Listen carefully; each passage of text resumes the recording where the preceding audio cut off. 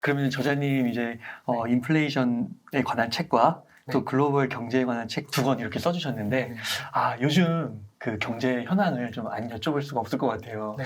요즘 좀 시장을 어떻게 보시는지 네. 궁금합니다. 요즘에 이제 돈을 한창 코로나 이후에 돈을 한창 왕창 풀다가 뭐 아시는 분들은 아시겠지만 돈을 이제 회수하고 있는 과정이잖아요. 근데 이제 미국 같은 경우는 이제 금리를 많이 올린다고 하고 그리고 이제 테이퍼링 한다고 하고 긴축한다고 하고 그래서 지금 이제 조정을 받고 있는 유동성 회수로 인한 조정장이라고 보면 될 것 같아요. 네, 그래서 이제 우리나라 주가도 지금 좀 많이 빠지고 있고 그리고 미국 주식도 좀 최근에 좀 많이 내려가고요. 네, 그런 이제 조정장이라고 볼 수 있을 것 같아요. 그러면은 이런 조정이 지금 네. 어느 순간은 어제도 막 한 3, 4%막 갑자기 미국 증시 올랐다가 네, 네. 또 막 몇 프로씩 빠지고 막 이랬는데 네. 이런 게 앞으로도 좀 어느 정도까지 좀 지속될지 네. 되게 좀 그게 이제 언제까지 떨어질지 얼마나 떨어질지를 정확히 맞추는 거는 거의 불가능한 것 같고요. 그렇죠. 그런데 이제 제 개인적인 의견으로는 그 주식 시장으로 봤을 때 뭐 미국 증시 같은 경우는 뭐 하락은 할 수 있고 이제 조정이 올 수는 있지만 이게 폭락을 할 것 같지는 않아요.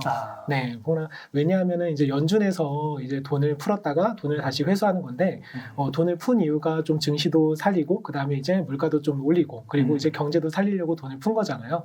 그런데 이제 너무 급작스럽게 자산 가치가 폭락하거나 그리고 이제 뭐 부동산이나 주가가 폭락하고 이제 그리고 그러다 보면은 이제 성장성도 저하될 수 있고 그 동안에 이제 애써서 돈을 풀어서 이제 경제를 애써서 끌어올려놨는데 그런 것도 이제 물거품이 될 수 있기 때문에 연준에서도 폭락하는 거를 원하지는 않을 거거든요. 그래서 그런 것들을 조절해서 저 폭락까지는 하지 않을 것 같고요. 그냥 좀 조정이 오다가 다시 이제 결국 이제 인플레이션이 발생하는 상승장이 또 다시 올 거라고 이제 생각하고 있어요. 그러니까 이게 연준이 하는 것도 다 잘 되자고 하는 거고 그렇죠. 적절하게 조정을 하면서 중장기적으로는 또 한번 잘 그렇죠. 나가려고 하는 건데. 네, 그래서 이제 뭐 미국 같은 경우는 이제 앞으로 이제 금리를 올린다고 하잖아요. 근데 이제 돈이라는 거는 금리가 낮은 곳에서 금리가 높은 곳으로 이제 돈이 이제 이동을 하거든요.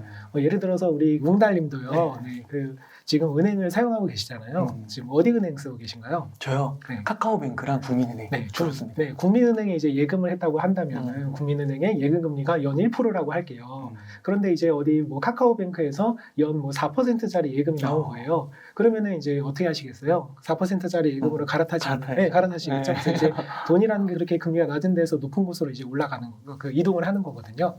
네, 그래서 이제 만약에 미국이 이제 금리가 막 오르는데 다른 나라들이나 주요 국가들, 예를 들어서 유럽이라든가 일본이라든가 뭐 우리나라도 마찬가지겠죠. 특히 이제 유럽이나 일본의 금리가 이제 오르지 못한다면은 미국만 금리가 올라가는 상황이라면 미국이 이제 자금을 또 한번 빨아들일 수도 있어요. 네. 그 아까 폭락은 없을 것이다. 네. 가능성이 낮을 것이다. 네네. 이렇게 좀 얘기해 주셨는데 혹시 저자님께서 생각하는 그 폭락의 기준 같은 게 좀 있으신가요? 폭락의 기준이요? 네. 뭐 예를 들면은 이제 금융위기 때라든가 뭐 코로나 때만 하더라도 그때 그때. 이제 폭락이죠. 뭐 한 40% 이상 빠지고 40%. 뭐 하다 보니까 그 정도라면 이제 폭락이라고 볼 수 있을 것 같은데 반토막 이상 뭐 이렇게 60% 정도 떨어지고 뭐 이렇게 폭락이라고 할 수 있는데 그 정도의 폭락은 올 것 같지는 않아요. 네. 그러면 좀 미국 시장을 얘기해 주셨는데 한국 시장은 좀 어떠실 것 같으세요? 한국은 제 개인적인 의견으로는 한국은 미국보다는 이렇게 조금 미국보다는 좀 이렇게 좀 상승하기 어렵지 않을까 저 개인적으로 그렇게 생각을 하고 있어요. 왜냐하면은 아까 얘기했듯이 이제 금리랑 이제 성장성적인 측면에서 이제 돈이 이동을 하는데요. 그 미국 같은 경우는 이제 올해 이제 2022년이죠. 올해 이제 경제 성장률이 한 3에서 4% 정도 예상이 되고 있어요. GDP 상승률이. 근데 이제 우리나라 같은 경우는 성장률이 한 2에서 3% 정도 예상이. 미국은 훨씬 큰 나라인데도 그렇게 높아요. 선진국이고. 네네, 올해는 그런 거예요. 예를 들어서 이제 2020년에 코로나가 터졌잖아요. 2020년만 하더라도 우리나라의 성장률이 미국보다 높았어요. 네, 그래서 이제 우리나라 증시가 미국보다 좀 더 괜찮았어요. 그때는. 네, 근데 이제 올해 같은 경우는 작년에도 이제 미국의 성장률이 우리나라보다 괜찮았고 네, 올해도 이제 우리나라보다는 미국의 성장률이 좀 더 높을 것 같아요. 그렇게 예상을 다 하고 있고 네, 그래서 거기다가 이제 미국이 이제 금리가 올라가다 보니까 우리나라와의 금리 차이도 좁혀질 가능성이 높아요. 그러면서 이제 미국으로 그 자금이 좀 더 이제 들어갈 가능성이 있지 않을까. 그래서 지금은 일시적으로 이제 조정이 있겠지만 결국에는 이제 미국이 자금을 한 번 더 이렇게 전 세계 자금을 한 번 더 빨아들이는 그런 거를 미국도 기대하고 있지 않을까라고 생각을 하고 있어요. 그러니까 중요 이런 거시 지표들을 봤을 때 아무래도 이제 미국의 돈이 더 몰리는 네, 맞아요. 그런 트렌드, 거대한 트렌드가 그렇게 좀 더. 되지 않을까라는 게 이제 뭐 그렇게 그런 시나리오로 가지 않을까라고 생각을 하고 있는데, 그래서 만약에 이제 미국으로 돈이 몰린다고 하면은 미국의 이제 달러를 산다는 걸 의미하거든요. 그러니까 미국의 부동산을 사거나 주식을 살 때는 달러를 사가지고 사야 되잖아요. 그럼 달러를 사는 사람들이 많아지니까 달러 가치가 또 올라갈 가능성이 높아요. 예, 그러니까 이제 돈도 이제 통화 가치가 올라갈 걸로 예상하는 곳으로 이제 또 돈이 이동을 하거든요. 네, 그러니까 이제 그런 측면에서도 미국으로 돈이 몰릴 가능성도 있어요. 그 혹자분들은 우리나라 그 이번 올해 좀 시장이 좀 박스권을 그릴 것이다. 위아래로 좀 요동치는. 근데 그렇게 봐도 조금 될 것 같나요? 네, 저도 우리나라가 아마 올해는 박스권에 머무를 가능성이 높지 않을까. 저도 그렇게 생각하고 있어요. 그리고 이제 미국 시장 같은 경우는 뭔가 이렇게 변동성은 있겠지만 그래도 조금씩 우상향을 하고 인플레이션의 그런 효과에 힘입어서 또 그게 반영되면서 약간의 우상향할 수 있는 가능성이 있는 것 같고. 네, 우리나라에 비해서는 우상향할 수 있을 것 같아요. 그러면은 요런 좀 현재 상황에서 혹시 만약에 주식을 현금이 좀 있으신 분들이 주식을 산다고 하면은요, 좀 어떤 섹터? 산업 위주로 좀 담아가면 좋을지. 네, 이제 시장은 이제 개인적으로는 미국 시장에 좀 넣으시면 좋을 것 같고요. 이제 만약에 내가 좀 산업이나 이런 거에 대해서 공부가 충분하지 않고 잘 모르겠다, 그럼 그냥 ETF를 하시면 좋을 것 같고요. S&P 500이라든가 이런 ETF를 하면 좋을 것 같고, 만약에 이제 특정한 산업에 좀 들어가고 싶다, 그러면 아까 말씀드렸듯이 성장성이 높은 산업으로 들어가셔야 될 것 같아요. 보통 이제 기술 기반 산업들이 성장성이 높은 산업들이잖아요. 그래서 이제 뭐 그런 기술 기반 산업 위주로 좀 들어가면 좋을 것 같고, 그 다음에 이제 기업을 볼 때 좀 CEO가 어떤 분인지 좀 알아보시면 좋을 것 같아요. CEO. 네, CEO에 대해서 이제 많은 분들이 간과를 하시는 것 같아요. 기업 분석을 할 때 뭐 재무제표 분석을 한다든가, 아니면 뭐 다른 여러 가지 뭐 기업에 대한 이슈라든가, 뉴스라든가, 뭐 앞으로 뭐 벌어질 단기간의 이슈 이런 것들에 이제 집중해서 이제 보시는 분들이 많은데, 저는 개인적으로 CEO를 좀 주목해서 보시면 좋을 것 같아요. CEO 딱 얘기하시니까 그 일론 머스크가 생각나네요. 스티브 잡스가 생각나네요. 맞아요. 팀 쿡이 생각나네요. 그런 분들이 잘하시잖아요. 주가를 올릴 줄 아는 분들이거든요. 그래서 이제 그런 분들이 이제 잘하시는 분들이니까 그런 분들. 약간 CEO에 대한 팬덤 이런 걸 좀 생각해도 좋을까요? 팬덤이라기보다 예를 들면은 이제 방금 테슬라 얘기를 하셨는데, 최근 1년 동안 그 주가가 가장 많이 올라간 자동차 회사가 어느 회사인지 알고 계시나요? 최근 1년이요? 네, 최근 1년 동안 테슬라 아닌가요? 테슬라가 아니라 바로 포드예요. 그래요? 포드가 전통적인 차네요. 네. 포드가 원래 그렇게 주가가 막 크게 주목받는 회사는 아니었잖아요. 그러니까요. 근데 이제 왜 최근 1년 동안에 주가가 많이 올라갔냐면은 CEO가 바뀌었어요. 그렇구나. CEO가 바뀌면서 예전에 CEO에 비해서 이제 바뀐 CEO가 훨씬 잘해요. 실적도 낼 줄 알고. 그러면서 이제 주가도 테슬라보다 더 많이 올라갔거든요. 그리고 이제 뭐 좀 더 얘기를 하자면은 최근에 1년 동안 미국 증시가 되게 괜찮았어요. 보시면 알겠지만 좀 요새는 이제 조정받고 있지만 그동안 1년 동안에 보면 굉장히 괜찮았거든요. 작년까지도 얼마나 좋았어요. 그런데 이제 1년 동안 디즈니 같은 경우는 안 좋았어요. 디즈니는 이제 우하향했거든요. 1년 내내 우하향했는데, 디즈니 같은 경우는 이제 CEO가 교체됐어요. 그때쯤 교체돼가지고 이제 바뀐 CEO가 아직까지 검증이 이제 안 되다 보니까, 그래서 이제 주가도 그렇게 좀 주가도 그렇게 크게 올라가기 어렵지 않나, 그런 생각이 들고요. 그 애플 같은 경우도 CEO가 바뀌었잖아요. 원래 스티브 잡스에서 바뀐 지 좀 되긴 했지만 팀 쿡으로 바뀌었잖아요. 말씀하신 것처럼. 팀 쿡은 이제 바뀌었을 때만 하더라도 우려가 좀 있었는데 잘하잖아요. 검증이 됐죠. 그러니까 날아가는 거죠. 그렇죠. 그래서 이제 좀 검증된 CEO 이런 분들을 보시고 들어가는 것도 괜찮을 것 같아요. 그러니까 확실히 우리나라도 작년에 보면은 삼성도 그렇고 현대도 그렇고 젊은 임원들 많이 뽑고 경영진 교체하고 확실히 이게 코로나 이후에 변화가 가속화가 되면서 그런 기업의 리더들, 의사결정권자들이 많이 바뀌는 것 같아요. 네, 맞아요. 우리 대안이 많다. 대안이 많고, 그리고 이제 미국이라든가 해외 증시 쪽에도 돈을 자유롭게 넣을 수 있기 때문에 맞아요. 그래서 다른 투자 대안이 있는데 굳이 리스크를 감수하면서까지 이렇게 할 필요가 있나, 그렇게 생각하는 거죠. 그러면 조금 더 구체적으로 저희 이제 이런 주식이나 재테크나 이런 거를 이제 다루다 보면 댓글에 이런 게 달리더라고요. S&P 500, 네. 나스닥 100, 네. 그리고 글로벌 탑 10? 네. 이런 ETF가 국내에서 많이 한다고 하는데 네. 이 세 개 중에 뭐 사야 되냐고. 저는 이제 네. 개인적으로 S&P 500을 좋아하는 편이에요. 아, 그러세요? 네, 저도 이제 S&P 500을 가지고 있어요. 아. 네, 많이 가지고 있어요. 제 주식 재산의 한 3분의 1 정도를 가지고 있는 것 같아요.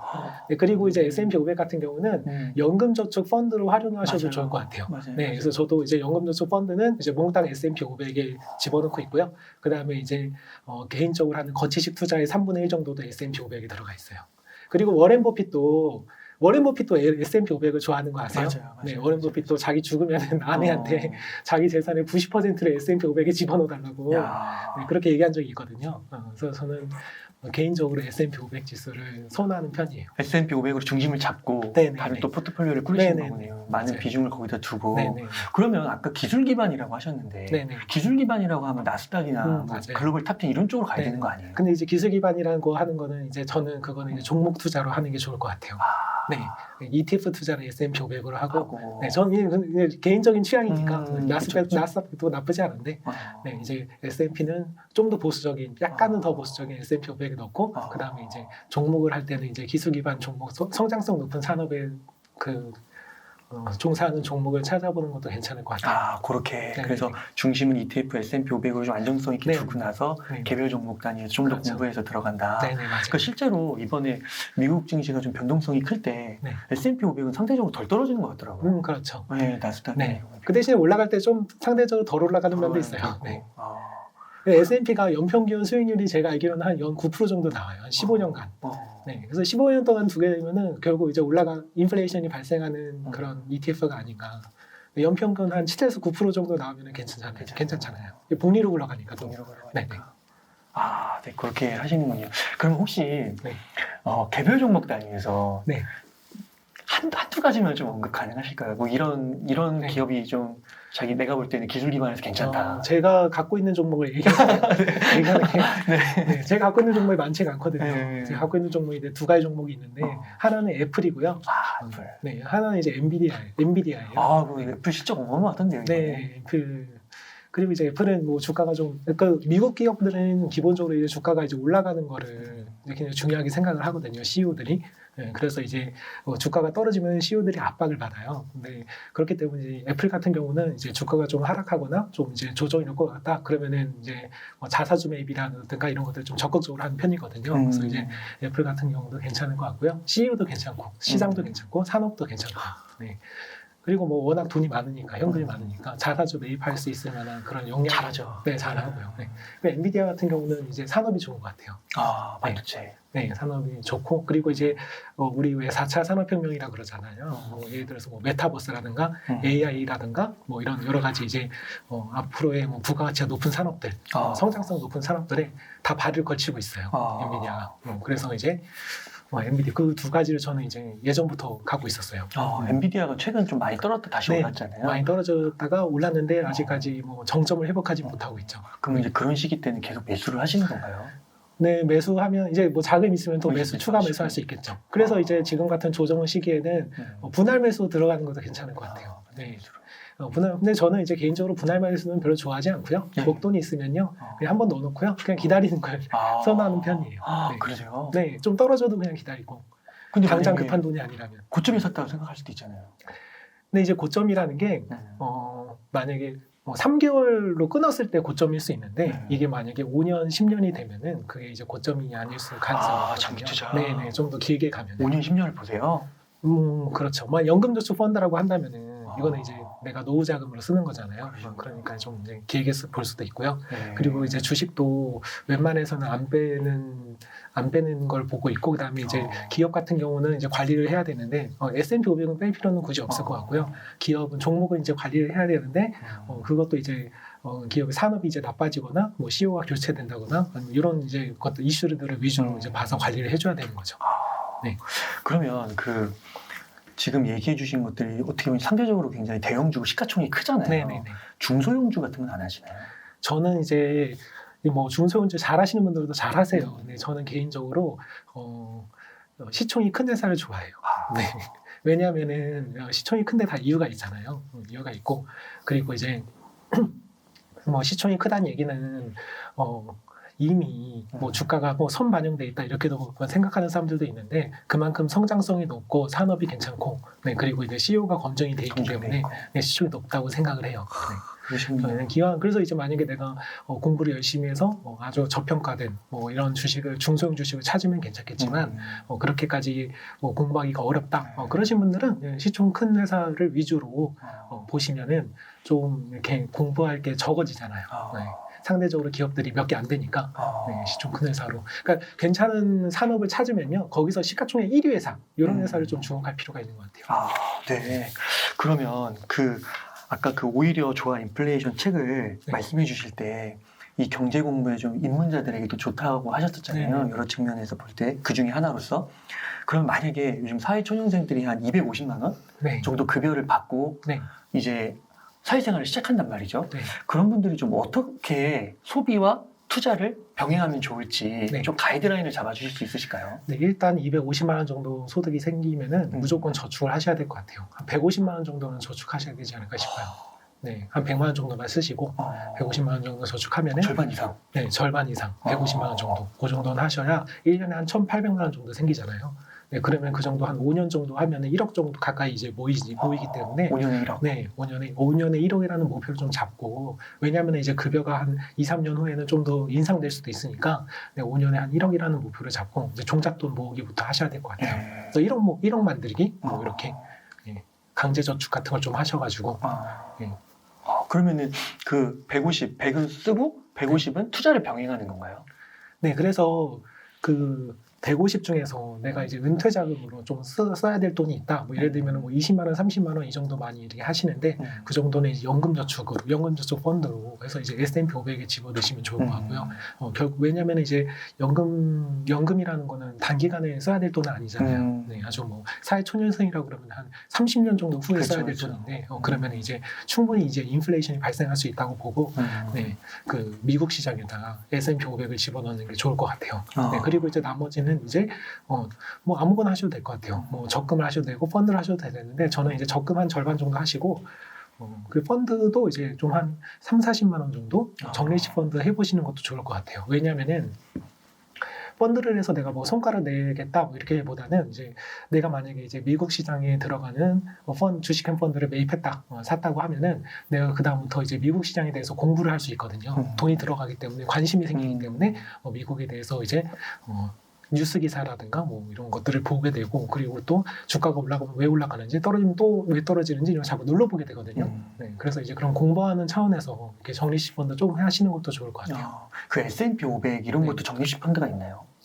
네, 하실 수 있죠. 인덱스 펀드로. 인덱스 펀드로 이제 적립식으로 하실 수 있으니까. 그렇구나. 네.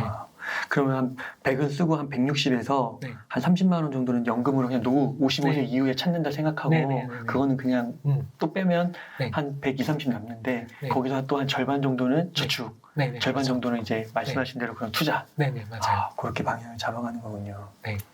그러면 저자님 이제 책에 보니까 부동산 얘기도 좀 해주셨어요. 네네. 그럼 이게 또 이제 어쩔 수 없이 한 가구는 사야 될 것 같은데 1주택을 이건 또 어떻게 좀 타이밍을 잡아가면서 사야 돼요? 그냥 저는요 지금 무주택이다 그러면은 지금 당장 사라고 해요. 타이밍 이렇게 별로 중요하게 생각하지 않고 무조건 지금 사라고 해요. 네, 살 수 있으면은. 그래서 이제 왜 그러냐면은 이제 이렇게 물어보시는 분들께서 이제 지금 집을 샀는데 떨어지면 어떡하냐 이런 걱정을 하시거든요. 네, 떨어질 수도 있잖아요 집값이.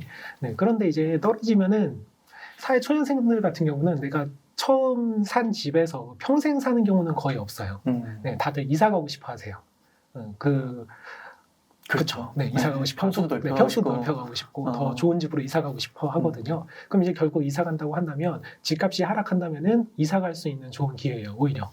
네, 왜냐하면은 예를 들어서 내가 살고 있는 집이 5억짜리 집이라고 하고 내가 이사 가고 싶은 집이 10억짜리 집이라고 해볼게요. 5억 정도 차이 나잖아요. 네. 그러면은 내가 향후에 돈을 좀 더 5억 정도를 마련하고 거기에는 이제 내 자기 자본도 있고 대출도 좀 있을 수 있겠죠. 5억 정도를 마련해야 되는데 만약에 이제 부동산 가격이 20% 하락했다고 해볼게요. 그러면은 내가 갖고 있는 5억짜리 집은 4억 원이 됐겠죠. 그렇죠. 근데 이제 10억짜리 집은 8억이 됐어요. 그렇죠. 그러면 이제 4억이 그러네요. 4억이 더 필요한 거거든요. 그러니까 예전에는 5억이 필요했는데 그렇구나. 지금 이제 4억만 있으면 이사 갈 수 있으니까 네. 오히려 이제 집을 지금 사놨다가 집값이 하락하게 되면은 그때 이제 어. 이사를 가시는 걸로.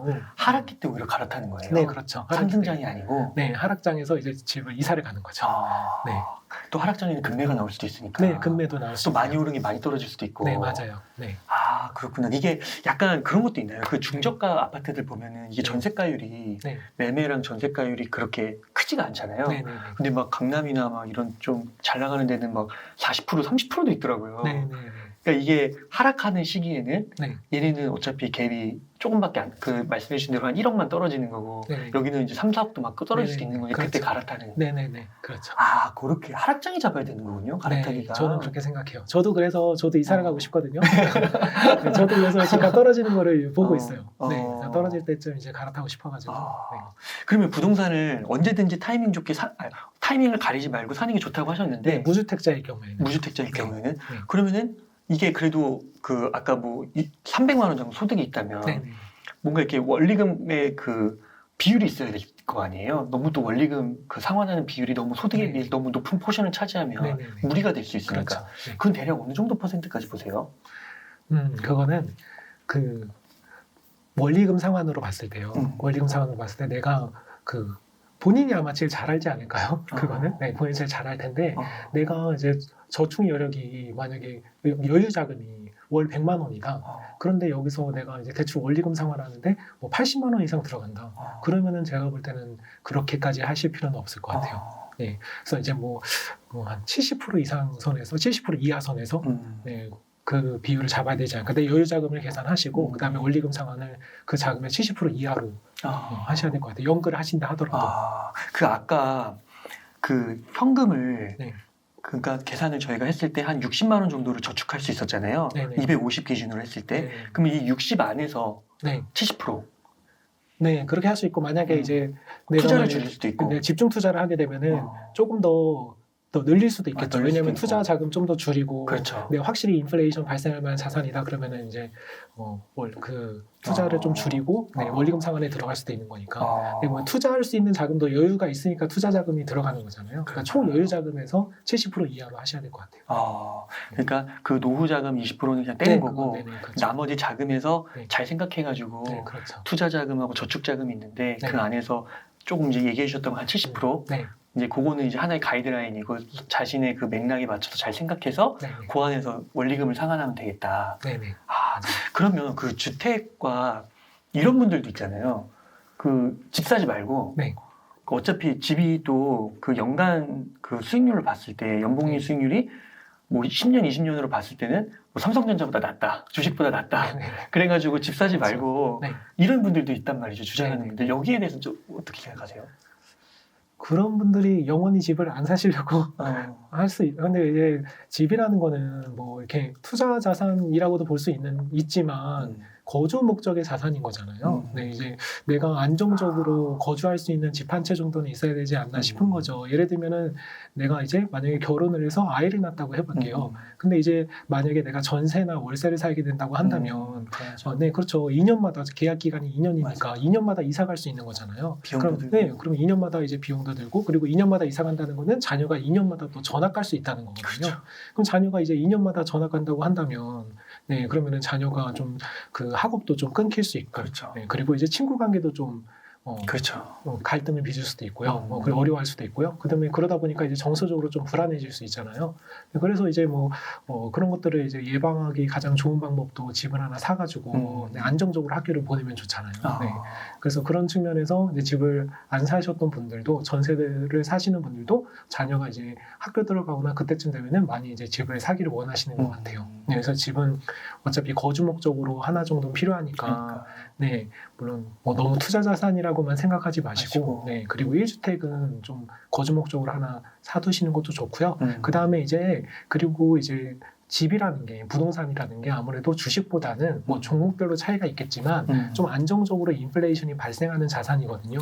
네, 뭐 주식은 워낙 변동성이 심하잖아요. 주택에 비해서는 물론 주택도 변동성이 있지만 그러니까 매일매일 시시각각 변하지는 않으니까 가격이. 그래서 이제 좀 안정적인 인플레이션이 발생한다는 측면에서도 부동산 주택 그 구입은 굉장히 필요한 것 같아요. 그러니까 주식 투자를 병행하면서 초년생이 주식 투자를 병행하면서 사회생활을 하다가 적절하게 타이밍이 됐을 때는 그렇죠. 그냥 집을 과감하게 사는 거. 집을 과감하게 사셔야 돼요. 그렇게 하는. 그리고 나서 또 이제 원리금 갚아가면서 남은 돈을 또 주식 투자하고 그렇죠. 그런 거를 좀 추구하시는. 맞아요. 네. 그러면 또 부동산 얘기가 나왔으니까 요즘 부동산 시장을 좀 어떻게 보세요? 요즘에는 제가 이제 책에도 썼는데 저는 2023년부터 집값이 떨어질 거라고 예상을 했었어요. 근데 좀 빠르게 떨어지면 22년이거든요. 근데 제가 예상을 이제 예전부터 했는데 제가 예상한 시기보다 1년 정도 일찍 떨어지거나 1년 정도 일찍 올라가거나 그렇더라고요. 1년 정도 오차가 있더라고요. 그래서 이제 좀 빨리 떨어지면 22년이니까 올해잖아요. 그래서 올해부터 어떻게 보면 좀 하락할 수 있어요. 이미 뭐 하락하고 있다는 기사들도 나오고 있잖아요. 많이 나와요. 올해부터 좀 하락할 수 있을 것 같아요. 그래서 저도 집이 지금 2채 있는데 그 중에 한 채를 원래 작년 말에 팔려고 내놨었어요. 안 팔려요? 네, 내놨는데 팔 수 있는 기회가 있었는데 안 팔았어요. 더 올라갔다 했어? 뭐 이렇게 어떻게 하다 이제 안 팔았는데 지금 약간 그것도 그때 팔아야 되지 않았나? 팔고 좀 딴 걸 해볼 걸 그랬는데 굉장히 솔직하시네요. 방송에서. 근데 이제 이게 거의 이제 갖고 있어도 저는 괜찮을 거라고 생각을 해요. 갖고 있어도 이제 결국에는 인플레이션이 발생할 테니까 갖고 있어도 괜찮을 거라고 생각을 하는데 작년에 저도 이제 매매를 시도를 했었어요. 네, 지금은 이제 내놔도 안 팔릴 것 같아요. 요즘에는 분위기가. 그리고 이제 최근에는 금리가 또 많이 오르고 있잖아요. 금리가 오르고 앞으로도 이제 금리가 더 올라갈 가능성이 높거든요. 그래서 금리가 올라가고 이제 그 유동성도 회수되는 측면에다가 전 세계적으로 유동성이 또 회수되고 있고 우리나라도 금리가 올라가고 있고 그러니까 이제 유동성적인 측면에서도 안 좋고요. 그 다음에 이제 공급량적인 측면에서도 공급량이 이제 작년보다는 올해가 많아요. 네, 그래서 이제 공급량적인 측면에서도 2023년이 많아요. 공급량이 올해보다는 이제 23년이 많은데 그래서 이제 공급량적인 측면에서도 안 좋은데 근데 이제 그렇다고 해서 집값이 폭락할 거냐? 폭락할 거라고 생각하진 않아요. 또 왜냐하면은 폭락하기에는 공급이 너무 없어요. 아시겠지만 공급이 너무 없고 공급이 이제 늘어난다고 하더라도 폭발적으로 늘어난 건 아니다 보니까 23년도에 공급이 좀 늘어나긴 하지만 폭발적으로 늘어나는 건 아니라서 그래서 이제 유동성이 회수되고 금리가 올라가고 공급이 일부 늘어나면서 집값이 조정은 있겠지만 폭락은 하지 않을 것 같고요. 요것도 여쭤볼게요. 그럼 부동산 폭락의 기준은 어떻게 보세요? 폭락이라기보다 그 왜 2010년에서 2014년 동안 그때 암흑기 했었잖아요. 저도 그때를 이제 기억이 나는데요. 그때 이제 5년간 집값이 계속 내려갔거든요. 그런 거가 그런 기간 대세 하락장 이런 거가 이제 그 기간으로 따지면 그 정도 돼야 폭락이라고 볼 수 있지 않을까. 오히려 좀 기간적으로 봐서. 기간적으로 봤을 때 일시적으로 뭐 한 단기간 내에 뭐 절반 이상 빠지거나 뭐 그럴 수도 있겠지만 그거보다 더 무서운 게 장기간 하락이 더 무서운 것 같아요. 그때 되면은 이제 매수 심리가 완전히 얼어붙으니까. 그래서 저는 이제 2013년에 집을 샀어요. 완전 잘 잡으셨네요. 그때 샀는데 그때 이제 제가 새 아파트를 샀거든요. 근데 그때 새 아파트를 살려고 모델하우스를 많이 다녔을 거 아니에요. 근데 그때 모델하우스 가면요 사람들이 거의 없어요. 모델하우스 안에. 그래서 이제 아무도 없으니까 앞에 이제 프런트에 계신 분한테 이제 물어본 적도 있어요. 지금 이거 하는 거냐고. 그 정도예요? 물어본 없으니까 사람이 너무 없으니까 물어본 적도 있고 그 다음에 이제 모델하우스 이제 상담 받으면은 상담을 한 3명이서 해주고 막 이랬었어요. 한 명 1대1 상담을 하는 게 아니라 팔아야 되니까. 한 3-4명이 이렇게 저를 둘러싸고 이렇게 앉아가지고 얘기해주고 그리고 이제 집에 갈 때 사은품 주거든요. 클래스 주잖아요. 휴지. 좋은 거 주고. 휴지도 막 이렇게 큰 걸로 이제 한 박스 주는 게 아니라 쇼핑백에 담아왔어요. 크리넥스를 이게 양손으로 트렁크에 싣고 다니고 막 이랬었어요. 그 크리넥스. 그렇구나. 그러면 앞으로는 그런 폭락 기간적으로 봤을 때 그렇게 장기간 떨어지는 하락장은 있지 않다고 보시는 거예요? 아니, 있을 수도 있죠. 있을 수도 근데 있어요? 이제 그거를 예상하기가 좀 쉽지가 않은데 왜냐면은 이제 공급량 같은 경우도 공급량이 되게 중요하다고 저는 생각을 해요. 수요보다는 공급이 훨씬 중요한데 공급량을 이제 사전에 체크할 수 있는 게 3년 전에 체크할 수가 있거든요.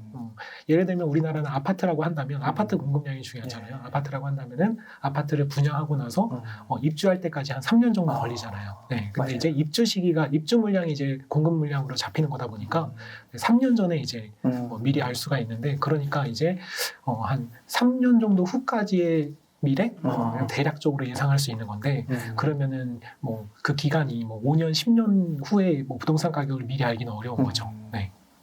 그러면은 지금 3년 후에를 생각했을 때 네. 지금 공급량이 조금씩 늘어나고 있고 네. 현재는 현재는 많이 부족하지만 네네. 그리고 앞으로 3기 신도시도 막 네. 뭐 그리고 대통령 후보들이 뭐 네, 몇십만 그렇죠. 채를 그냥 막 그렇죠. 동시다발적으로 한다고 막 네네. 그러잖아요. 네. 그러면은 이제 그런 게 공급이 그렇게 과다하게 진입되면 네.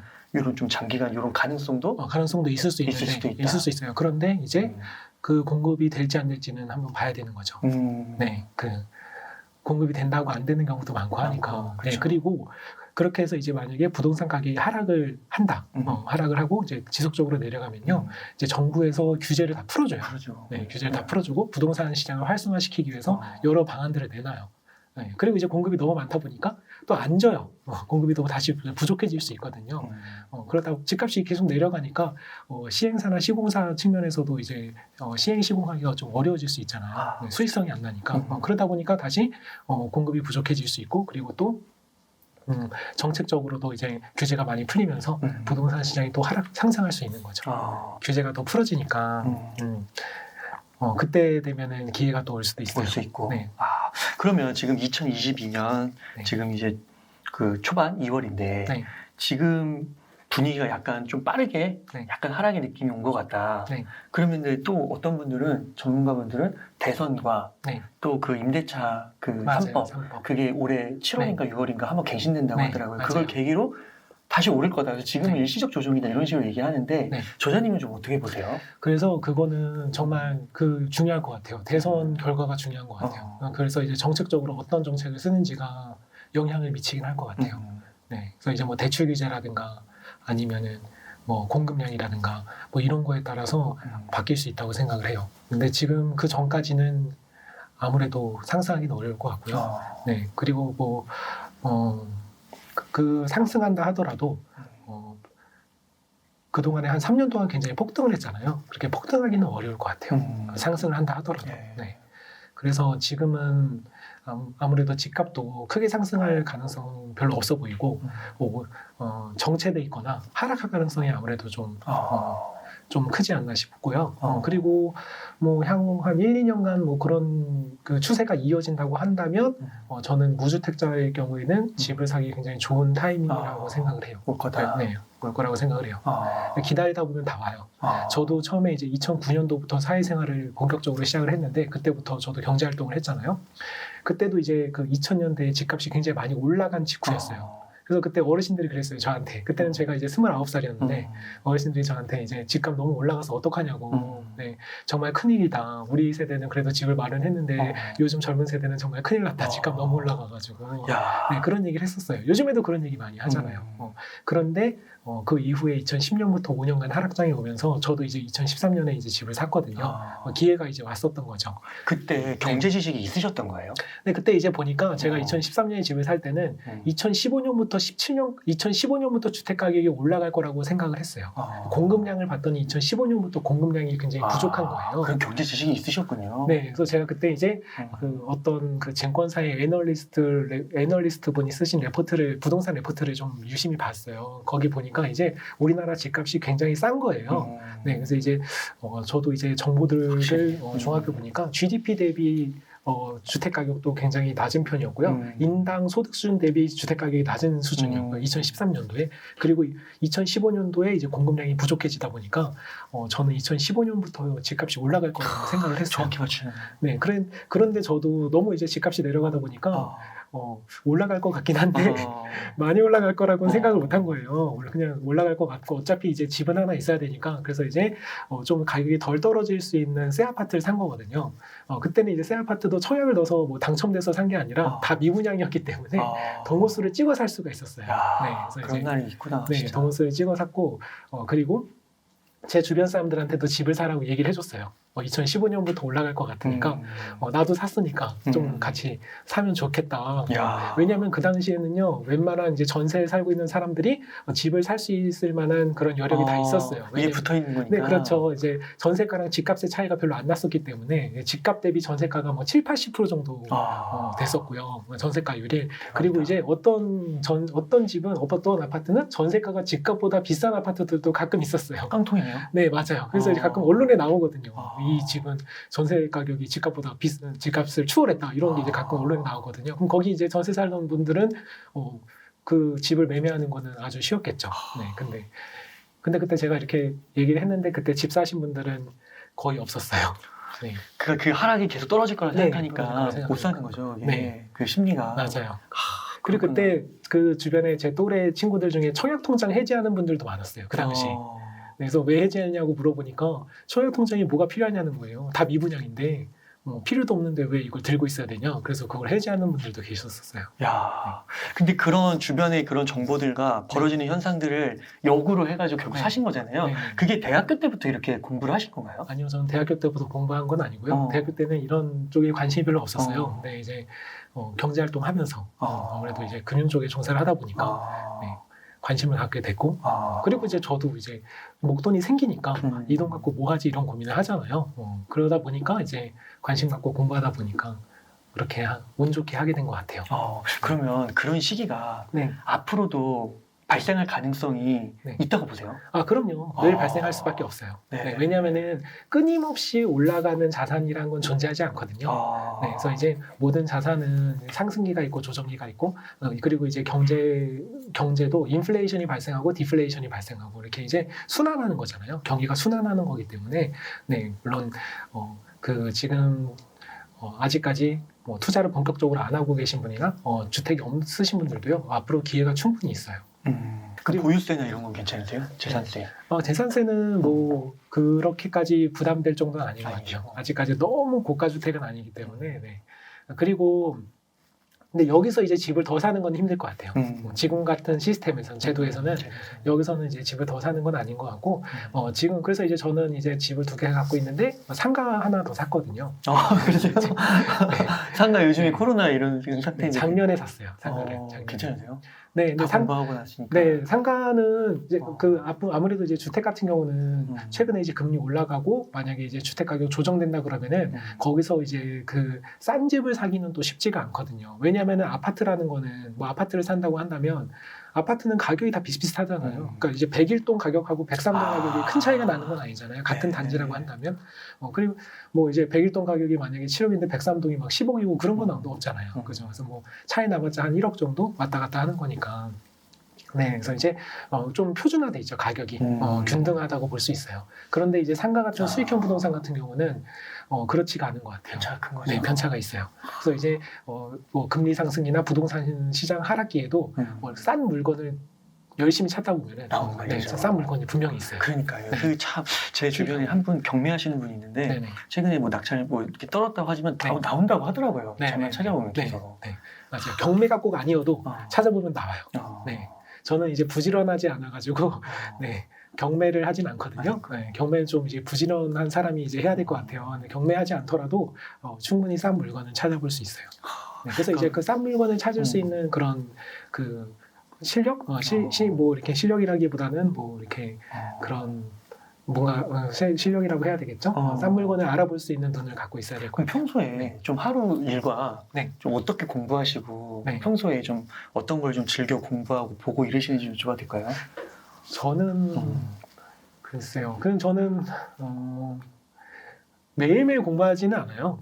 네, 매일매일 뭐 투자를 하기 위해서 매일매일 공부하지는 않고요. 대신에 이제 주식 투자를 하고 있기 때문에 시장이나 뭐 산업에 대해서는 관심을 갖고 남들 보는 것처럼 인터넷 보고 네, 레포트 찾아보고 뭐 똑같아요. 네, 뭐 다른 뭐 신문 보고 뭐 특별히 다를 건 없고요. 네, 그런데 이제 제가 그 재산이 좀 형성이 돼가지고 이 돈 갖고 뭔가 투자를 해야 되겠다. 그때 집중적으로 이제 공부를 하는 편이에요. 찾아봐야 되니까. 예를 들면은 저에게 자금이 2억이 있다고 해볼게요. 그럼 2억을 가지고 주식에 투자할 수도 있고요. 그다음에 부동산을 살 수도 있잖아요. 부동산을 사게 되면은 주택을 살 수도 있고 뭐 상가를 살 수도 있는 거고. 네, 그럴 때 이제 내가 이 자금을 가지고 무엇을 해야 되지? 이때 이제 공부를 집중적으로 하는 것 같아요. 네. 그렇게 그 필요에 딱 느꼈을 네. 때 뭔가 딱 들어갔을 때 그러면 이게 공부를 많이 하더라도 실천에 옮기지 못하시는 분들도 네, 많잖아요. 그렇죠. 직접 돈을 번 이게 어느 정도 뭐 이렇게 사람마다 다르겠지만 기간이라는 게 있을까요? 어느 정도 공부하면 네. 뭐라도 이렇게 돈을 좀 투자해봐라. 음, 실행으로까지 이어지는 네. 기간? 실행으로요. 저는 이제 뭐 공부를 굳이 많이 하지 않아도 투자를 할 수 있다고 생각을 해요. 예를 들면 아까 말씀드린 S&P 500 같은 ETF는 공부가 필요 없는 것 같아요. 그거는 굳이. 네, 그래서 이제 일단 S&P 500을 집어넣는다고 한다면 그러면 공부 안 하고 집어넣을 수 있는 자동이체로 그냥 걸어버리는 그렇죠. 거죠. 그러면서 공부를 해야 될 것 같아요. 네, 내가 이제 어쨌든 주식 투자를 하고 있는 거니까 그러면서 내가 만약에 뭐 국내든 뭐 해외든 뭐 이렇게 ETF를 하고 있다. 그러면은 내가 투자하고 있는 그 시장에 대해서 공부할 수 있잖아요. 네, 그렇게 해서 이제 꾸준히 관심을 갖고 공부를 하고요. 그리고 이제 일회성으로 이렇게 공부하는 것보다 꾸준히 관심을 갖고 공부하는 게 중요한 것 같아요. 뭐 저야 이제 지금 돈이 생기면 집중적으로 공부를 한다고 했지만 저는 이제 2009년부터 계속적으로 이제 시장을 봐왔거든요. 네, 그래서 2009년부터 봐오다가 2010년도에도 이제 주식 투자를 시작했고, 그 다음에 2013년에도 또 부동산을 샀고, 그 2018년도에 부동산을 또 사고. 확실히 사면은 그렇죠. 관심이 가는 것 같아요. 네. 돈이 들어가니까. 그렇죠. 근데 이제 그거를 지속적으로 계속 관심을 갖고 이제 꾸준히 들여다보고 공부를 해야지. 그리고 이제 이 공부에는 왕도가 없는 것 같아요. 가끔씩 이제 물어보세요. 어떤 것부터 시작을 해야 되냐? 뭐 책을 봐야 되냐? 뭐 책을 추천해달라? 뭐 어떤 강의를 들어야 되냐? 근데 이제 생각해 보면은 어떤 책을 읽고 부자가 됐다는 사람은 전 여태까지 들어본 적이 없어요. 네, 그리고 이제 어떤 강의를 듣고 어떤 강의 하나 듣고 이제 뭐 투자 고수가 됐다는 사람은 여태까지 저는 본 적이 없거든요. 혹시 그런 사람 보셨나요? 그러니까요. 책 한 권 읽고 고수가 됐다는 사람은? 그거 딱 들어보니까 네. 없는 것 같아요. 네, 그래서 이제 어떤 강의 듣고 이제 투자 고수가 됐다는 사람 그런 사람은 들어본 적이 없고요. 정말 강의를 보든 책을 보든 내가 이제 관심을 가지고 지속적으로 관심을 가지고 습관처럼 이걸 해야 되는 것 같아요. 취미처럼, 취미 활동처럼. 저도 이제 이 투자를 하는 게 저는 어떤 취미라고 생각을 하거든요. 즐겁게 하는 거예요. 취미 활동 즐겁게 하는 거잖아요. 그래서 관심을 가지고 즐겁게 하듯이 내가 투자를 취미로 생각하고 이제 좀 정을 붙여가지고 애정을 가지고 그 다음에 이제 즐겁게 하셔야 될 것 같아요. 공부도 즐겁게 하시고 어떤 압박감을 갖기보다는 당장 뭐를 집어넣어야지 이런 압박감을 갖기보다는 좀 즐겁게 공부하시는 게 좋을 것 같아요. 네, 취미라고 생각하시고 만약에 과도한 레버리지를 일으켰는데 내가 단기간에 이제 자금이 필요해서 매매를 해야 된다. 그런데 이제 금리가 막 올라가고 내 소득이 줄어든다. 그러면 확실히 문제가 될 수 있죠. 그런 경우에는.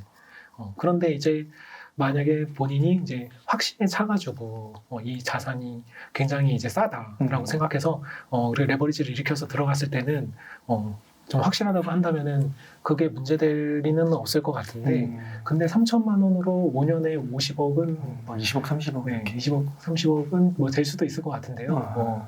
뭐 저는 그렇게 한 것 같진 않네요. 저는 난 어떻게 했지? 네, 저는 이제 7천만 원으로 2018년도에 집을 하나 샀는데요. 네, 그때 이제 그 집 가격이 그 1억 9천이었어요. 1억 8,800이었는데 공인중개사 수수료 취득세까지 내면 1억 9천이었는데 그게 지금은 이제 뭐 작년에 제가 팔려고 했을 때 4억 6천에 판다는 사람이 2명이나 있었어요. 지금 좀 내려갔겠죠. 4억 6천에 팔면 안 팔릴 것 같은데 뭐 4억이라고 한다면은 그때 이제 월세를 놨거든요. 제가 보증금 1,000만 원에 월세 50만 원을 놓고 그리고 나머지는 대출 받아가지고 이제 집을 샀어요. 그런데 이제 지금 이제 제가 작년에 이제 집을 내놓으려고 하면서 이 월세를 전세로 바꿨어요. 전세 보증금이 1억 5천으로 바꿨거든요. 그러면 이제 1억 5천만 원 정도 들어오잖아요. 전세 보증금이. 그 1억 5천만 원 가지고 이제 5억짜리 상가를 산 거예요. 근데 그 5억짜리 상가가 제가 지금 생각하기에는 아직 매매를 할 생각은 없지만 지금 바로 팔면은 9억 정도에 팔 수 있지 않나 싶어요. 네. 엄청 싸게 사셨네요. 네네네. 그러면 이제 7천만 원을 해가지고 어쨌든 그게 주택 하나는 한 4억 정도 된 거고 그리고 그거 보증금 땡겨갖고 한 건 한 9억 정도 된다고 한다면은 한 대출까지 다 포함했을 때 한 13억 정도 되는 거잖아요. 물론 거기서 이제 대출도 빼야 되고 그 다음에 이제 세금도 다 빼면은 순자산은 확실히 좀 쪼그라들겠지만 줄어들겠지만 총 자산으로는 7천만 원에서 한 13억까지 불리는데 한 5년 정도 걸린 것 같아요. 5년 안 걸린 것 같아요. 네. 야, 그게 되는구나. 그럼 그렇게 하시면서 불안하진 않으세요? 예를 들면은 이제 뭐 지식이 없으니까 불안한 걸 수도 있는데 만약에 네. 이게 상승기가 아니라 네. 하락기가 맞으면 떨어질 수 있잖아요. 네네네. 그런 건 불안하지 않으세요? 저는 뭐 그렇게 불안하진 않아요. 네. 왜냐하면은 믿는 구석에 다 있기 때문에. 들어오는 현금도 있고. 네. 그리고 또 부동산이라는 게 내가 당장 하락기에 팔려고 사는 건 아니잖아요. 그리고 좀 길게 보고 사는 거다 보니까 이미 생각하고. 그렇죠. 이제 뭐 내년에 팔아야지 하고 산다기보다는 좀 더 오래 갖고 있을 생각으로 사는 거다 보니까 그래서 인플레이션이 충분히 발생했을 때 이제 팔아야 되는 거죠. 네. 그래서 뭐 그리고 하락기가 온다 하더라도 이 하락기가 영원할 거라고 생각하지는 않고요. 결국에 또 이제 인플레이션이 발생할 거라고 생각하고 있거든요. 네. 그러니까 이제 인플레이션에 대한 믿음이 좀 중요한 것 같아요. 내가 이제 인플레이션 그래서 이제 그게 제일 중요한 것 같아요. 제가 여태까지 10년 동안 투자도 해보고 이제 공부도 하고 하면서 제일 중요한 게 뭐 공부를 열심히 하고 뭐 어떤 뭔가를 막 계속 찾아보고 이런 것보다 훨씬 중요한 게 믿음인 것 같아요. 결국에는 인플레이션이 발생할 거라는 믿음을 가지고 있어야 내가 공부도 더 적극적으로 할 수가 있어요. 투자도 더 적극적으로 나설 수가 있고 그리고 하락기도 견딜 수가 있는 거죠. 하락장에서도. 왜 결국 인플레이션이 발생할 테니까 그거에 대한 믿음을 갖고 이제 기다리는 거죠. 그러니까 이게 확실히 중요한 게 항상 이렇게 한 곳만 바라보는 게 아니라 양방향을 다 생각하면서 네네. 레버리지를 써야 된다. 네, 그렇죠. 그렇게 하면은 뭐 걱정할 게 없고 사실. 저는 이제 개인적으로 부동산 같은 경우 지금 당장 포트폴리오를 짠다면요. 주택을 사는 건 아닌 것 같고요. 무주택자라면 사야 되겠죠. 네. 근데 만약에 주택이 여러 채 있다 그러면은 주택을 더 사는 건 아닌 것 같고요. 부동산을 하겠다면은 싸게 나오는 상가, 싼 물건 그런 거를 이제 찾아봐야 될 것 같은데 그런 거 찾기가 또 쉽지가 않아요. 근데 열심히 찾아야 되겠죠. 그런 쪽으로 이제 수익형 부동산, 상가 쪽으로 하나 보고요. 그 다음에 이제 그게 여의치 않을 경우에는 주식을 넣는 거 괜찮을 것 같아요. 근데 주식인데 우리나라 쪽보다는 미국 쪽을 비중을 좀 높여가지고 주식을 하는 게 좋을 것 같아요. 그래서 저도 사실은 작년에 이제 주택을 하나 처분을 하고 해가지고 그걸로 이제 벌어들인 돈을 미국 시장에 좀 넣으려고 그걸로 이제 넣으려고 이제 판 거거든요. 근데 팔려고 했던 거거든요. 근데 이제 안 팔려서 이제 안 파는 거죠. 상황 전에 산다는데 안 팔았는데 네, 아무튼 이제 지금 만약에 한다고 하면은 저는 이제 미국 시장에 좀 늘 것 같아요. 그러면은 네. 궁극적으로 네. 어느 정도 포트폴리오가 이상적인가요? 네, 그리고 이제 암호화폐 같은 경우는 암호화폐는 저는 지금이라면 안 할 것 같아요. 네. 반토막 나는데도 지금 거의 반토막 났다고 네, 그러더라고요. 반토막 났다고 뭐 8천만 원에서 4천만 원대 이렇게 떨어졌으니까 반토막 났다고도 볼 수 있는데 네, 암호화폐는 왜냐하면은 그 암호화폐는 이런 측면이 있는 것 같아요. 예를 들어서 암호화폐가 2020년 코로나 이후부터 많이 올라갔단 말이에요. 가격이 엄청 올랐잖아요. 그런데 그때 예를 들면은 미국에서도 이 암호화폐 시장을 어느 정도는 규제할 수도 있었을 거라고 생각을 해요. 왜냐하면 이제 암호화폐가 사실 달러를 약간 위협하는 측면도 없지 않아 있다고 생각하거든요.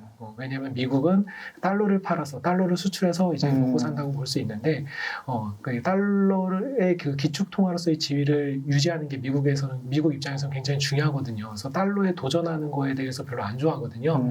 근데 이제 암호화폐라는 게 이제 달러의 좀 위협적인 측면이 있다고 볼 수 있어요. 그렇죠. 왜냐하면은 당장 미국 기업들만 하더라도 뭐 테슬라를 포함해서 뭐 비트코인으로 암호화폐로 결제할 거라고 하는 기업들도 늘어나고 있잖아요. 늘어나고 있고 그럼 달러로 결제하지 않고 암호화폐로 결제할 거라는 거잖아요. 그리고 이제 암호화폐를 기축 통화로 받아들이는 나라들도 생기고 있잖아요. 베네수엘라, 그렇죠. 남미도 있고. 네네 생기고 있잖아요. 네. 그런 나라들의 공통점은 자국의 통화를 못 믿는 나라들이거든요. 자국의 통화를 못 믿으니까 원래 그런 나라들은 자국의 통화를 못 믿어서 달러를 쓰게 되거든요. 달러가 가장 믿을 수 있는 통화잖아요. 기축 통화다 보니까. 그럼 달러를 써야 되는데 얘네들이 이제 비트코인을 쓴단 말이죠. 그러면은 이게 또 이제 달러 입장에서는 미국 입장에서는 안 좋은 거래, 안 좋은 거예요. 그래서 이제 이게 이제 위협하는 측면이 있다고 생각을 해요. 그러면은 미국이 중국처럼 이제 원천 봉쇄하지는 않겠죠. 당연히 미국의 특성상 그렇지 않더라도 어느 정도의 이제 규제, 어느 정도의 규제는 들어갈 수 있다고 생각을 해요. 그런데 이제 코로나 이후에 그런 규제가 전혀 없었던 것 같아요. 이제 앞으로. 네, 그런데 그래서 이제 제가 한번 생각을 해봤어요. 왜 미국은 대체 규제할 법도 한데 뭐 중국처럼은 아니어도 약간의 규제는 할 법도 한데 왜 이걸 놔두고 있을까? 그러면은 그래서 이제 이걸로 얻어들이는 어떤 이익 같은 게 있으니까 놔두는 게 아닐까라고 이제 저 개인적으로 생각을 하는데 근데 그 이익이 뭘까 이제 생각을 해보면요. 제 추측으로는 이제 그 사실은 이게 이제 그 팩트는 이게 확정된 사실은 아니지만 제 추측인데 추측으로는 이제 돈을 굉장히 많이 많이 풀었잖아요. 20년 이후에 코로나 터지고 엄청나게 돈을 풀었는데 만약에 암호화폐가 없었다고 한다면 어땠을까? 요 생각 흡수를 못하는 네, 거군요. 이 생각을 해봤어요. 그러면 암호화폐가 없었으면 그 돈이 다 이제 부동산이나 주식으로 더 많이 올라갔을 거고, 그러면은 주식이랑 부동산 가격이 지금보다 훨씬 더 많이 올라갔을 가능성이 높다고 생각을 해요. 야, 그렇게 생각할 수 있겠네요. 네네네. 그래서 이제 좀 그런 자산 가치가 폭등하는 거를 분산시키고자 이걸 이제 좀 놔두지 않은 게 아닐까. 제 추측인데. 되게 근데 암호자산으로 돈이 엄청 네, 몰렸으니까. 엄청 몰렸으니까. 근데 지금 이 상태도 높으니까. 물가가 지금 6% 7%인데. 네, 맞아요. 그래서 이제 암호화폐 시장이 굉장히 이제 크게 그 가격이 올라간 거잖아요. 그러면은 반대로 유동성이 회수되는 측면이라고 해볼게요. 그러면은 만약에 암호화폐 시장이 없었으면은 집값과 그다음에 부동산 가격과 주가가 크게 올라갔을 거고, 그러니까 유동성 회수하게 되면 얘네들이 폭락할 가능성이 굉장히 큰 거예요. 근데 아까도 말했듯이 미국은 얘네들이 연준에서는 다시 얘네들이 폭락하는 것까지는 원하지는 않는 것 같잖아요. 그럼 얘네들을 폭락하는 거를 막기 위해서는 암호화폐가 또 필요할 수도 있어요. 왜냐하면은 암호화폐 가격이 또 내려가고 유동성이 회수될 거 아니에요. 여기서 급격히 회수되니까 주식과 이제 부동산 가격이 하락하는 폭이 좀 조절될 수 있는 거죠. 일종의 이제 버퍼 같은 거라고 생각을 해요. 완충지대, 완충지대의 역할을 하고 있잖아, 이 암호화폐가. 네, 그래서 이제 그런데 이제 그러다 보니까 유동성 회수 측면에서 암호화폐가 굉장히 취약한 것 같아요. 그러니까 그 비트코인이나 이더리움 그런 대장주들조차도 그 본질의 가치보다는 지금 약간 유동성의 힘으로 이렇게 왔다 갔다 할 수 있기 때문에. 네, 그렇죠. 유동성 회수 측면에 더 강하게 하락할 수 있는. 그러니까 지금도 보면은 미국 주가나 우리나라 주가보다도 암호화폐가 훨씬 더 그 하락하는 그 하락률이 크잖아요. 엄청 크잖아요. 그것도 보면은 명확히 유동성 회수에 취약한 측면이 있다고 볼 수 있을 것 같아요. 네. 그리고 이제 그렇게 해서 이제 만약에 이게 어느 정도 그 자리를 잡았어요. 그 미국이 원하는 시나리오대로 이제 어느 정도 자산 가격이 자리를 잡았다. 그러면 그때 이제 미국은 암호화폐 시장의 규제를 시작할 수도 있지 않을까. 네. 야, 굉장히 논리적인데요. 근데 이거는 저희 그냥 이렇게 내피셜이라 가지고 추측이라 가지고 이게 뭐 어떤 증거가 있는 건 아니에요. 그러니까 이게 지금 요즘에 뭐 디파이 또 NFT 해가지고 진짜 그쪽을 또 이렇게 뭐 표현이 좀 그럴 수 있지만 맹신하시고 믿음이 있으신 분들은 또 엄청나게 막 100배 성장할 거다, 1000배 성장할 거다 이렇게 얘기하시고 또 한쪽에서는 뭐 진짜 1000만 원 이하로 떨어질 거다 이런 분들도 있더라고요. 네. 근데 뭐 1000만 원 이하로까지 떨어지지는 않지 않을까 싶은데, 근데 이제 미국이 이제 뭐 이렇게 저의 세계관 속에서는 이게 단물을 다 빨아먹고 난 이후에 적절한 규제가 어느 정도의 규제가 들어가지 않을까. 그러면은 그때 이제 암호화폐 가격이 조정을 받고 그때 이제 조정된 가격에서부터 인플레이션이 발생할 수도 있을 것 같아요. 근데 그때까지는 이제 좀 투자하기 하는 게 좀 꺼려지긴 하는 거죠. 제 입장에서는. 네. 그러니까 책에서도 이렇게 보니까 만약에 한다 하더라도 그 비트코인과 이더리움 같은 약간 좀 큰 거 위주로 하는 게 좋을 것 같아요. 만약에 한다면 그 둘 중에 하나로 하는 게 좋을 것 같아요. 왜냐하면은 암호화폐가 굉장히 많잖아요. 근데 결국에는 이게 과점으로 갈 거라고 생각을 해요.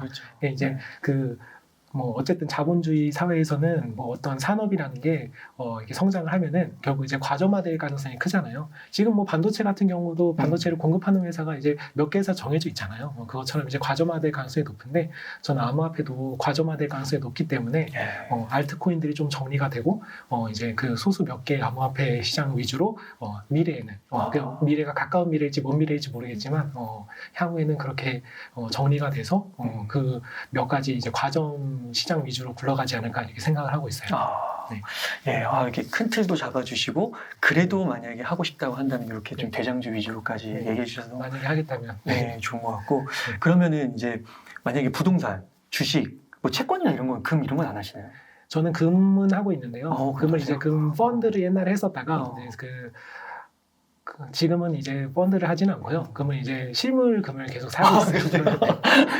실물금 언제 사냐면 이제 가족들 기념일 같은 거 있잖아요. 예를 들어서 제 와이프 생일이라든가 결혼기념일 이럴 때 이제 와이프가 이제 뭔가 자꾸 선물 받길 원하잖아요. 그때 이제 금을 사주는 거죠.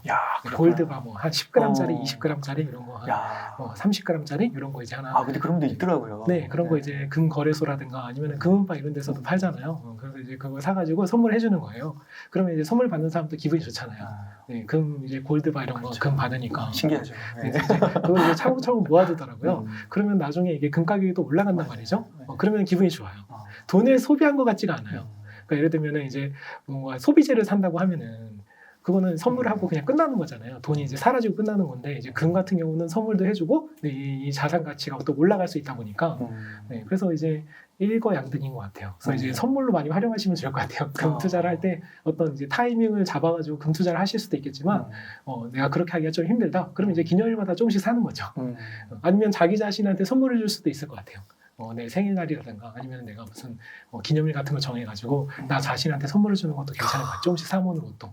네, 그러면은 이제 디플레이션이 발생하거나 다른 자산 가치가 하락했을 때 그때 이제 금값이 상승할 수 있잖아요. 네, 그러면은 또 이제 좀 든든할 수 있거든요. 예. 그러면 저자님 만약에 100억이 있다고 하면 네. 부동산, 네. 주식, 금, 네. 그다음에 암호화폐 비율을 어느 정도가 이상적이라고 보세요? 100억이면요? 네. 그럼 저는 부동산은 한 절반은 할 것 같아요. 50%. 네, 50%. 나머지 50%로 주식, 뭐 암호화폐, 뭐 나머지 것들 이렇게 섞어서. 한 30? 네, 40? 주식 한 30, 40. 40. 그리고 이제 금을 좀 해야 되겠죠. 금을 좀 제가 그렇게 있으면 금 한 10%. 암호화폐는 전 지금은 안 할 것 같고요. 네, 그렇게 금 10%, 주식 한 40%, 그다음에 부동산 한 50%. 이렇게 이제 저라면 그렇게 할 것 같아요. 그러시군요. 네. 딱 그 이상적인 그거에 맞게 지금부터 이렇게 하고 또 리밸런싱을 중간중간에 할 수도 있는 네네, 그렇죠. 네. 주식을 40% 한다 하더라도 그 중에 절반은 ETF 할 것 같아요. 그 S&P 500 중심 잡고. 네네네, 그렇죠. 야, 그렇군요. 네. 되게, 그러니까 이게 S&P 500 이런 거, 또 삼성전자 이런 거 보면 장기적으로 봤을 때 우상향하는 게 우리나라에 딱히 없잖아요. 만약 주식 가운데 보면은. 네, 삼성전자 우상향했죠. 우상향했잖아요. 그러니까 보면은 중소형주들이 막 몇 년 동안은 뭐 몇백 프로 하지만 결국은 그게 또 10년, 20년으로 봤을 때는 안 된다는 거잖아요. 그렇죠, 우상향이. 그렇죠. 네. 그런 차원에서 우선 중심은 좀 장기적인 포지션으로 우상향되는 걸 잡고 나서 이제 그렇게 또 주식은 투자를 한다. 네, 그렇죠. 우리나라는 특히 더 장기적으로 봐야 돼요. 미국보다도.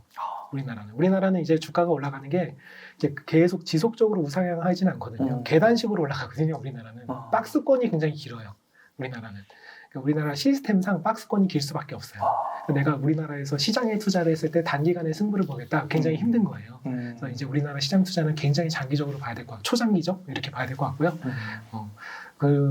그리고 이제 종목 투자 같은 경우도 마찬가지고요. 근데 우리나라 종목 같은 경우는 방금 말씀하신 것처럼 초장기로 본다고 해도 성과가 날 거라고 장담할 수가 없어요. 오히려 하락하는 종목들이 훨씬 많아요. 그래서 우리나라 종목은 정말 그야말로 관리가 필요하고요. 우리나라 종목은 저는 장기로 투자하는 걸 별로 권하고 싶진 않아요. 시장에 투자하면 초장기, 종목은 단기 투자 이걸 권하고요. 네, 좀 종목도 장기로 좀 투자하고 싶으면 미국 시장을 해보는 게 좋을 것 같아요. 이제 막 투자를 너무 두려워하지 않았으면 좋겠어요. 그리고 대출을 쓰는 거를 너무 안 두려워했으면 좋겠어요. 저도 대출도 많고 하는데도 대출이 이제 제 책에서 이제 좋은 대출과 나쁜 대출을 얘기를 했거든요. 그래서 나쁜 대출을 쓰면 안 되고요. 네, 좋은 대출 위주로 쓰는 거를 두려워하지 않았으면 좋겠고요. 그 개념 한번 잡아주세요. 그러니까 좋은 대출은 말 그대로 이제 인플레이션을 발생시킬 수 있는 대출이 좋은 대출이거든요. 근데 나쁜 대출은 인플레이션을 발생시킬 수 없는 대출이 나쁜 대출이고요. 예를 들면은 내가 차를 사는 거예요. 차를 살 때 대출 받아서 차 살 수 있잖아요. 차를 뽑을 수 있잖아요. 그 경우가 이제 나쁜 대출의 대표적인 예죠.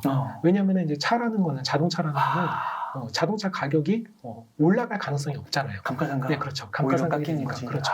그래서 시동을 켠 그 순간부터 가격이 하락하기 때문에 그것을 사기 위해서 대출을 받았다는 거는 결국에는 이제 내 재산을 감소시키는 역할을 하게 돼요. 그러니까 내 재산이 감소가 되는 거죠. 차 가격도 점점 내려가고 내가 대출을 받았으니까 대출 이자도 내야 될 거 아니에요. 그러니까 내가 이자 비용이 나가면서 내 재산이 점점 줄어들어요. 그러니까 그거는 이제 재산 감소가 되는 나쁜 대출이에요.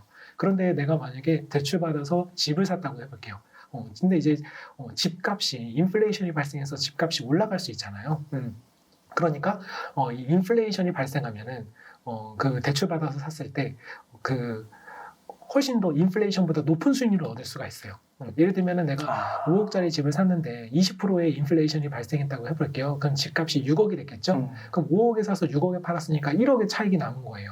근데 내가 5억 내 돈 주고 샀으면은 내 수익금도 1억이고 내 수익률도 20%잖아요. 그러니까 인플레이션이 20%인데 실질적으로 수익률도 20%거든요. 대출을 썼으면 근데 내가 대출을 쓰면은 내가 대출을 만약에 3억을 썼고 내 돈은 2억 투자하고 대출 3억을 받았다고 한다면은 내 돈 2억 들어갔는데 내가 얻을 수 있는 수익은 1억이니까 그때 수익률이 이제 50%가 되는 거거든요.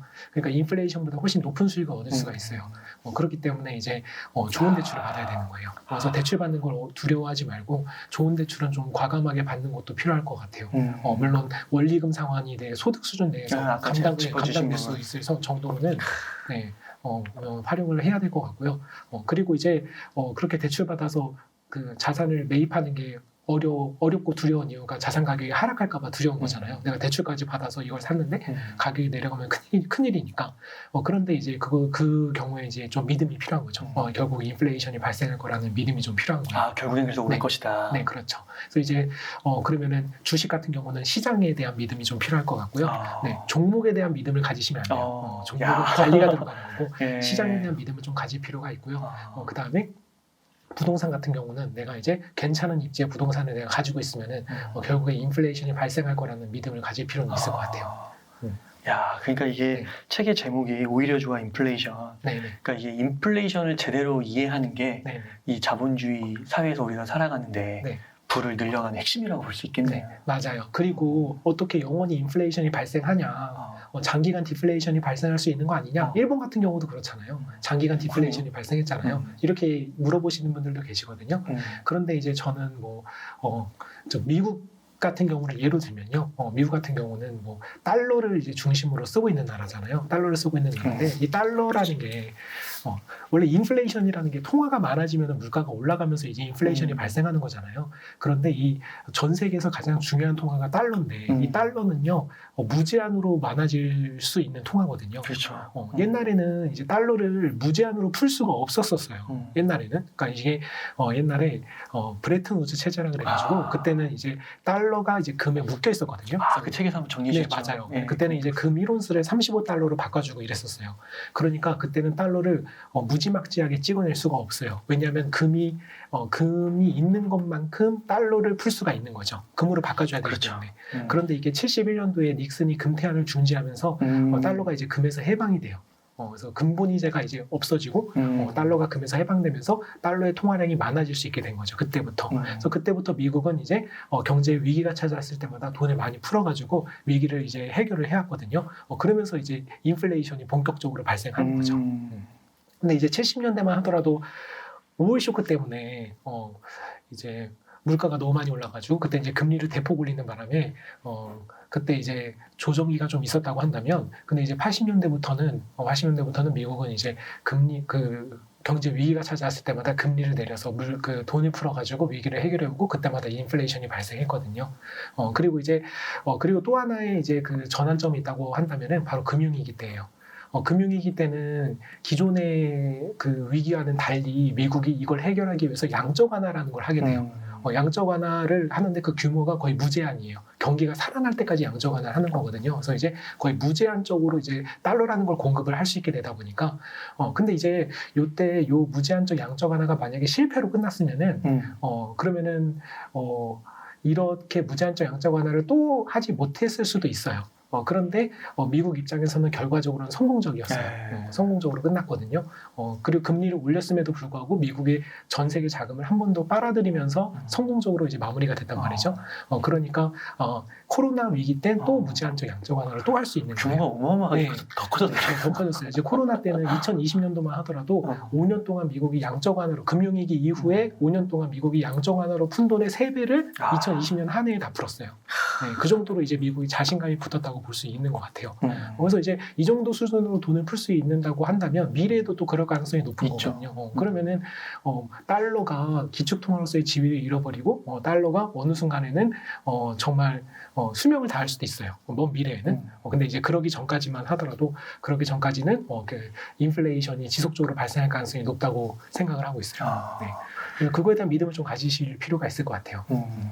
그래서 그 인플레이션을 잘 이해해서 네. 거기에 맞는 적절한 대출, 구체적으로는 한 가지로서 대출을 적절하게 사용하면, 네, 네. 그러니까 대출을 또 무리하게 하라는 게 아니라 네. 또 앞부분에서 말씀해 주셨던 것처럼 자신의 소득 대비해서 적당한 그 가이드라인 포션을 정해 주셨는데 네. 말씀해 주셨는데 그거 안에서 잘 활용하면 네. 불을 더 빠른 속도로 네, 그리고 맞아요. 그렇게 위험하지 않다. 네. 네, 그렇게 좀 정리를 할 수 있겠네요. 네네, 그렇죠. 그리고 네. 공부를 열심히 그동안에 하시면은 하시면 네, 네. 좋은 물건도 찾으시고 하실 수 있을 것 같아요. 네. 그러면 이렇게 해서 오히려 좋아 인플레이션과 글로벌 경제 상식 사전을 쓰신 신동원 저자님을 모시고 이야기를 나눠봤습니다.